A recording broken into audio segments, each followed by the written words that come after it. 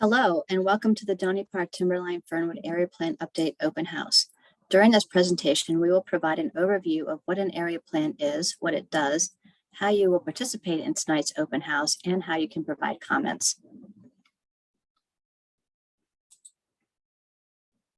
What have we been doing and why are we here tonight? This project is about your community and your area plan. An area plan is a vision for the future, and the current area plan was adopted in 2001. As time changes, area plans need to be updated, ideally every 10 years.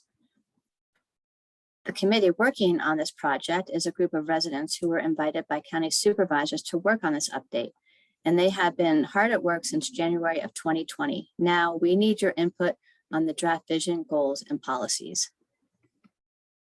So what is an area plan? It is an official amendment to the county's comprehensive plan.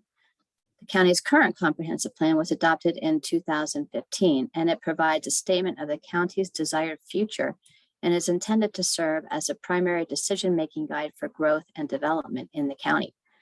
The county is required by Arizona revised statutes to have a comprehensive plan. Area plans are not required but are allowed by statute. The county has adopted 9 area plans, including the Doney Park Timberline Fernwood area plan, to create a vision and provide specific guidance for growth and development of specific communities. What is in an area plan? As we mentioned earlier, an area plan provides specific guidance for growth and development in a particular community. And so an area plan contains a vision, chapters or elements that explore topics in depth, including goals and policies related to those topics. It has maps that show zoning, circulation, public safety, and other features. And they also may include an implementation plan. So how is an area plan used? It is guidance for growth and development, and it has goals and policies that are reviewed by the Board of Supervisors, the Planning and Zoning Commission, and planning staff to guide decisions about conditional use permits, subdivisions, rezoning requests, and design review overlay cases. Goals and policies are not regulatory like the zoning ordinance or other codified rules, and they do not change or reduce existing entitlements. All existing zoning designations will remain the same. Goals and policies should also be realistic and account for county resources and funds.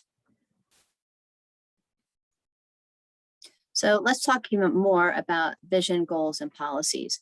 A vision is an overall image of what the community and the county want to be now and in the future. A goal is a broad statement of desired outcomes that effort is directed toward in order to bring a community closer to its overall vision of the future. And a policy is a specific guiding statement that gets detailed about the process for achieving a goal. And to further clarify, goals and policies are specific to area plans, and as such, they do outline preferred development criteria, such as the preferred density for rezoning cases, or maybe noise considerations for conditional use permits. They also provide design guidelines and approval of those design guidelines for multifamily residential projects, commercial projects, and industrial uses. They do not provide design guidelines for single-family dwellings, nor do they regulate permitted land uses, such as general retail uses in commercial zones or single-family residential in residential zones. As we mentioned earlier, goals and policies do not change existing zoning entitlements. And now that we've given a brief overview of the structure of land use planning and how they work, how those documents work, we will talk about Doney Park, Timberline, Fernwood, and specifics, and give you an overview of the Doney Park, Timberline, Fernwood land area and the community. This map shows the area plan boundaries and its relation to the city of Flagstaff. You can see the pulsing blue arrow points to the orange boundary that outlines the area plan. And a little bit more specifically, the view on the left, the map on the left shows you a zoomed in version of the area plan with the zoning overlaid on top of it. The total planning area is 42,829 acres. It borders the city of Flagstaff on that southwest side. Within the area plan, there are 7 rural activity centers, and we'll speak more about those in a moment. And the pattern of development over time has been mostly large lot residential development. So looking a little bit closer about acreage, the 42,802 acres in the planning area, of those 68% or 29,000 acres are federal land, in other words, U.S. Forest Service and other federal agencies. The private acres are comprise 30% of the planning area at around 13,000 acres. And then the state of Arizona has 2% of the land within the planning area for one section of 648 acres. This slide shows some additional details that breaks down the private and public land ownership even more. Here you can see the amount of land that is managed by Coconino National Forest at 28,926 acres.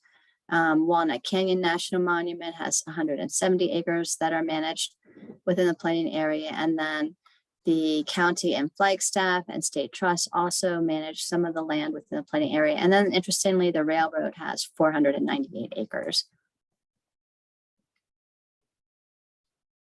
In this slide, there are some additional details about private land and the ratio of residential, commercial, industrial, and mineral resource zone land. As you can see, 97% of the private land within the planning area is zoned for residential, with the remaining 3% a combination of commercial, industrial, and mineral resource zoned land. This slide shows the amount of developed and vacant residential land by size. As you can see, the majority of the residential zone land is 1 acre or larger, with most of that land at 2.5 acres or larger.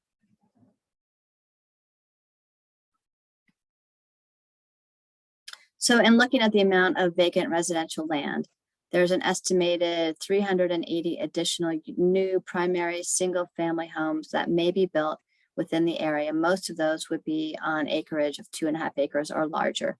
Again, this is just based on existing vacant land. It does not account for future land divisions that may be possible based on zoning. This slide shows the amount of commercial, industrial, and mineral resource zoned, vacant, and developed land. There's a total of 515 acres of commercial, industrial, and mineral resource zoning, with 260 acres that are vacant. Note that the heavy commercial zone land is all developed, while the general commercial zoning district has 18 of the 88 acres that are currently vacant. In the industrial zone, most of which is located along Loop Road, about half is developed and half is vacant. Mineral resources is also mostly classified as undeveloped, although it is being actively mined. So now we'll talk a little bit about the population and housing characteristics in the planning area. This shows an estimate of how population has changed since 1980 within the entire Doney Park Timberline Fernwood planning area, growing from about 3,500 people in 1980 to an estimated 10,500 in 2020. We will have an opportunity to confirm this information when census data is released later this year. Between 2014 to 2018, the majority of households within the Doney Park Timberline Fernwood census designated place area were married couples with families, and 18% of the people living within that census designated place area were living alone. In terms of housing characteristics, as you can see from this slide, the majority of the housing types are single family houses, with a much smaller percentage, 15% of people reporting to the census period of living in mobile homes. There were no one reported living in a boat, van, or RV. Some people, a few number of people reported living in some sort of multi-unit structure. This slide is a slide that demonstrates commuter status for those living in the planning area who are commuting. You can see 81% of people who were driving to work drove alone, although 13% of commuters carpooled. And interestingly, 4% of people reporting as being working at home. And then there's some other distributions there. This slide shows some information. Again, this is all coming from the American Community Survey or the census that is done interim between major censuses with internet use, and with a computer, 91.5% of households reporting having a computer, with 88% of households reporting having broadband internet subscriptions. And to supplement what we know from the census, in October of 2020, an online survey was released to the community that asked questions about your concerns, preferences, and ideas for future growth and development pattern. The committee studied the survey results and used these to draft the vision, goals, and policies that you will review tonight. So we'll talk now more about the results of the specific community survey. Here, the question was asked about topics that are important to the quality of life in Doney Park, Timberline, Fernwood. The top responses to this question were maintaining the current lot and parcel sizes, maintaining the rural character, the natural environment, environmental quality, public safety, water resources, and wastewater treatment. In this question, it was asked how important the following issues are to maintain the quality of life in Doney Park, Timberline, Fernwood. And the top responses were protecting the natural environment, including dark skies, wildlife, floodplains, and open spaces, mitigating wildfire hazards, crime, the need for linkages throughout the community, zoning code enforcement, traffic and transportation issues, and housing affordability and options.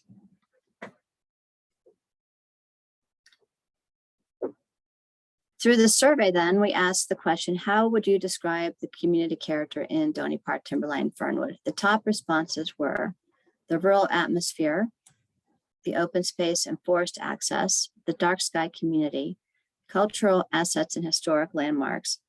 Affordable housing and housing options were lower, though they were reported, although with only 22% selecting that characteristics. And commercial opportunities were only selected by 5.5% of survey takers. This slide shows that the majority opinion is that no additional residential land is needed in the planning area. In response to the question, do you feel there is need for additional residential land over what is currently available? And related to the slide just shown, this response shows that the large majority, 86% of survey takers, do not favor encouraging additional types or higher density housing over the existing single family style of development. This question asked about important public services. The highest priority public services identified were drinking water, then fire protection, emergency medical service, law enforcement, broadband internet, followed by road maintenance, snow removal, parks, pedestrian and bike connectivity, and transit services. And finally, this question asks about what type of internet access do you have at home?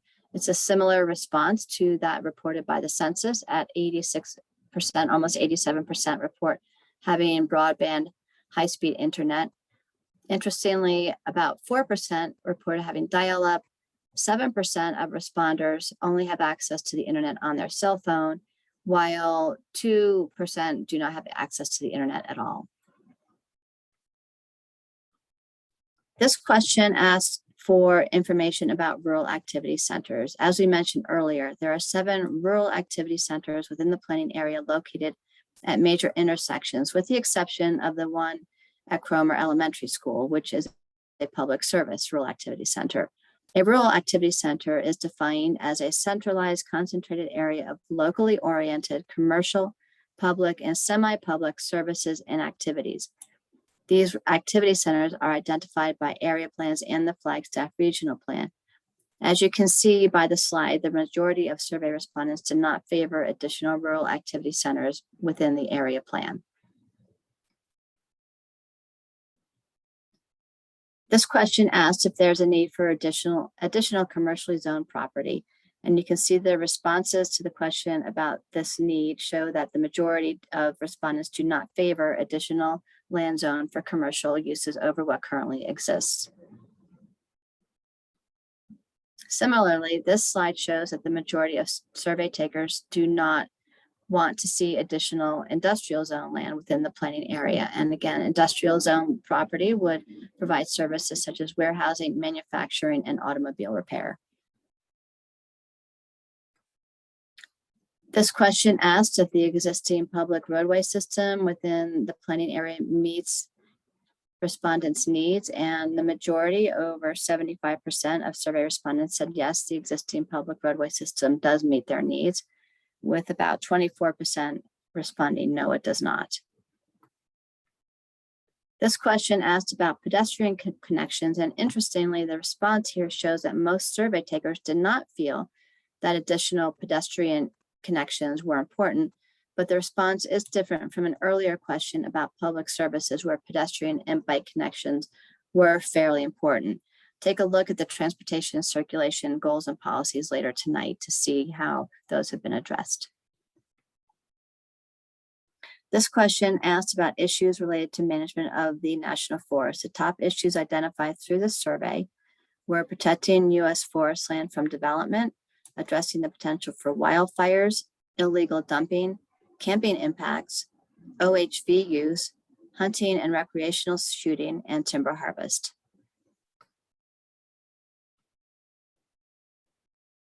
This slide asked a question about the important natural features and cultural resources. The highest ranked were open space, natural quiet, meadow environment and wildlife habitat and corridors, floodplains, dark night skies, and cultural and historic resources. This question asked if the respondents felt there was adequate public access to Forest Service in their immediate area. Most respondents said yes, just over 80%, although there was a fair number, almost 18%, who indicated no, they do not have adequate access to Forest Service land. So that was a lot of information. And to summarize the survey results, we can take a look at these by category in order to give a general impression of what the community wants and expects to see in the future. For quality of life, the vision should reflect that there's a rural atmosphere and character, that there's natural environment, open space, access to public land, that dark skies are protected, and that this is a connected and safe community. For protecting natural features, the community would want to see open space, meadows, wildlife habitat, natural quiet, floodplains, dark skies, and historic and cultural resources protected. For public services, fire protection, drinking water, emergency medical services, law enforcement, broadband, internet, road maintenance, and snow removal are important. For residential development, there is an interest in not seeing additional type of residential, in other words, to maintain the single-family residential development style. And for commercial development and rural activity centers, the interest was in maintaining what you currently have rather than adding any additional new land or development. And the same with industrial development. There's no interest in adding additional zoning for industrial land. And for U.S. Forest Service property, the survey indicated that you would want to encourage the Forest Service to continue to preserve Forest Service lands. Now we'll talk more about the technical side of the process that is needed to update the area plan and what to expect in the future. So what is the process and what is next? Once this open house is concluded, the committee will review the comments received tonight and in the next days after the open house is concluded. They'll look at those comments and look at revising the goals and policies, write the plan around those goals and policies, conduct a second open house to see what your thoughts are on those revisions, possibly revise those again before scheduling formal public hearings. And now for tonight's activity and how it will work. If you take a look around, you will see there are 9 topic stations that display all of the draft goals and policies and one with the vision statement. Each station is hosted by a committee member who will answer your questions and take your comments. Here's how tonight's open house will work. Take a look at the vision statement. Remember that a vision is an overall image of what a community aspires to be now and in the future. What do you value? What inspires you? How do you describe it? And how does the vision reflect the survey? So the vision is a 4-part vision statement. Take a look at that and let us know what you think.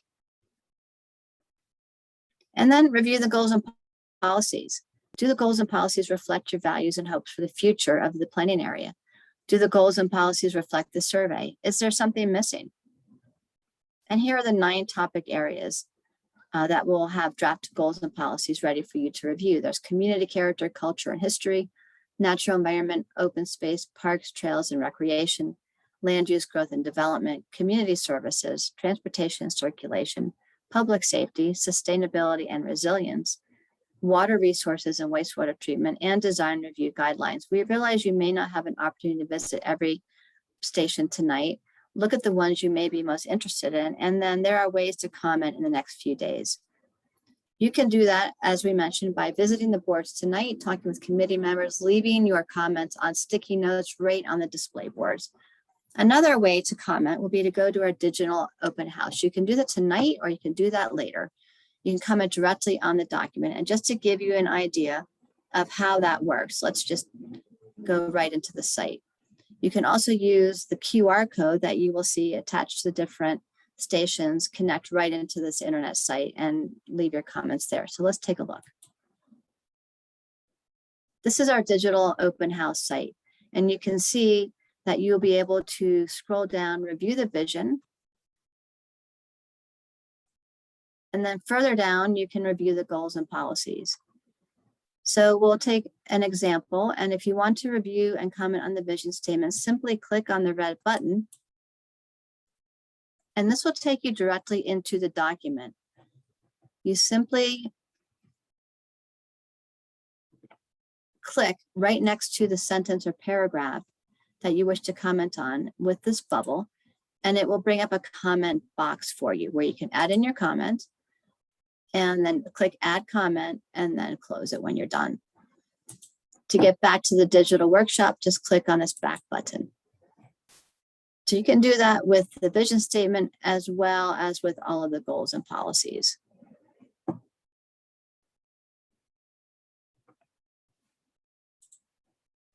You can also request a paper copy